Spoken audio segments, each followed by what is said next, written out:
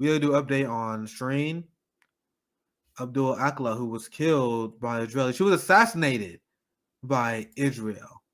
And this is the 12th journalist Al Jazeera had killed. And Israel is notorious for murdering journalists. Now, Shireen had literally media on her, a helmet, and then they shot her in the head with a precision sniper through her helmet. They were aiming in between her helmet. They said the bullet went in between it, right? So this is an update on this story, right? Surprisingly, this came from CNN. Because it can't be denied. And once again, RBN, we was in front. Also, big shout out to Richard Medhurst. I want to get Richard Medhurst on the show. We had him on like last summer, but he's a hard guy to get a hold of because he's been doing good coverage on this story as well. And we had said, I told you guys this was an assassination. Or you guys told me that a sniper didn't see the fact that she was media and Shireen, who is famous in that region, they don't know who she is. It's not like they were, and then Israel tried to lie and say, "Oh, there was Palestinian gunmen. There was a gunfight, and she was just caught up in gunfire." That never happened. Every single person on the ground said there was no Palestinian gunmen. There were no clashes with Palestinian forces. Right? It was literally an assassination. And now even CNN is saying this. They were shooting directly at the journalists. New evidence suggests Shireen Akleh was killed in targeted attack by Israeli forces.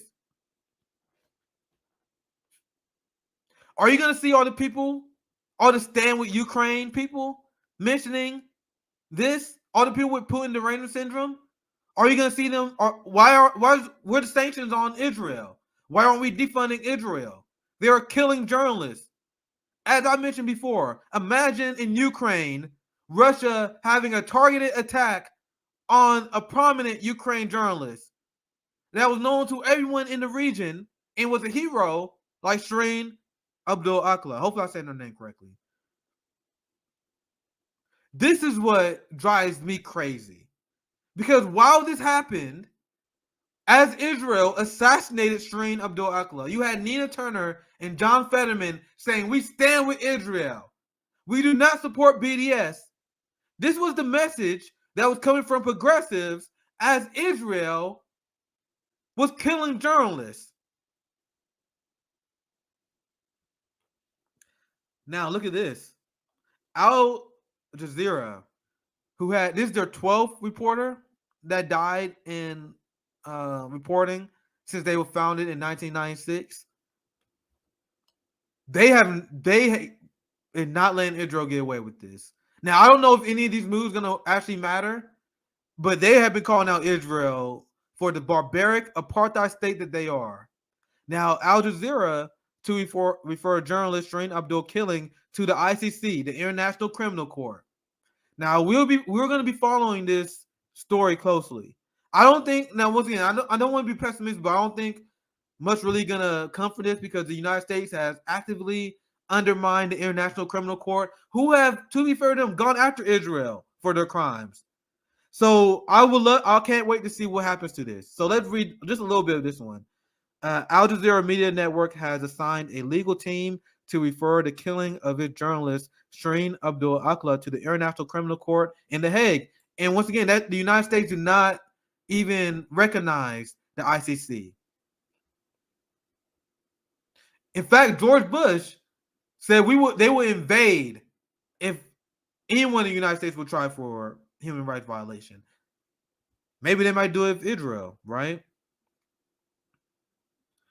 Oh yeah, and they also I didn't see this part. So they also going to the ICC, and that would include Israel bombing the Al Jazeera office in Gaza. I remember we reported on this during the Gaza strikes last year, literally a year ago.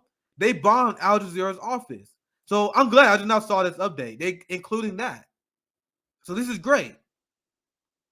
This is great because while everyone is pretending Russia is this unique evil, the United States allies has been emboldened by our hypocrisy on human rights. Just like Cuba warned will happen when we fall for the West hypocrisy on human rights, where you kick off Russia off the UN Human Rights Council, while the United States, who is funding multiple genocides, who cops indiscriminately kill their own civilians, they are on the Human Rights Council. These hypocrisies allow people like Saudi Arabia to double down their killings on journalists. It allows Israel to straight up assassinate Shireen Akleh because they, under Naftali Bennett, has been escalating their ethnic cleansing of Palestinians. Yes, they had been escalating this. All this while you had Nina Turner, John Fetterman, and the progressives essentially reject BDS, reject and sell out the Palestinian people.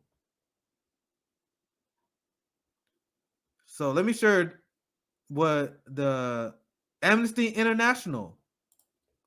So Amnesty International have balls, but our progressives do not. Thank you for super chat. See, I call this now. Thank you for $20. I think I already read this. I already read this one. My bad. All right, let me I'll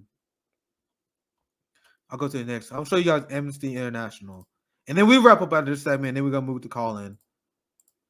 Crime of apartheid. The government of Israel's system of oppression against Palestinians. So Amnesty International, it was like Israel is an apartheid state. Last time I saw, maybe I gotta check again. But Bernie Sanders warned against the left using terms like apartheid state because he was like, "Oh, you don't. That's unnecessarily divisive." I'll see if I can get that retweet. But this is literally come from peace groups, Amnesty International, and many activists. Anyone who is objective can call out the apartheid state of Israel. This is why Dr. Cornel West was denied tenure in Harvard, because he stood with the Palestinians. Apartheid is a violation of public international law, a grave human rights violation, and a crime against humanity. It constitutes both a system formed of laws, policy, and practices, and a crime. The term apartheid was originally used to refer to a political system in South Africa, which explicitly enforced racial segregation and the dominant and oppression of one racial group by another. Let me read that again. The domination and oppression of one racial group by another. It has since been adopted by the international community to condemn and criminalize such systems and practices whenever they occur in the world. So make sure you guys check out Amnesty International. This is a good actually, I'll read this last part. This is good. The crime of apartheid takes place when inhuman or inhumane acts listed by Article 2 of the Apartheid Convention or Article 7 of the ICC statute are committed. Inhuman or inhumane acts are committed against a racial group, a civilian population. So this one is Palestine right here. This one is Palestine. Palestinians are very diverse people. The racial group is a civilian population. The acts were committed in context of an institutionalized regime.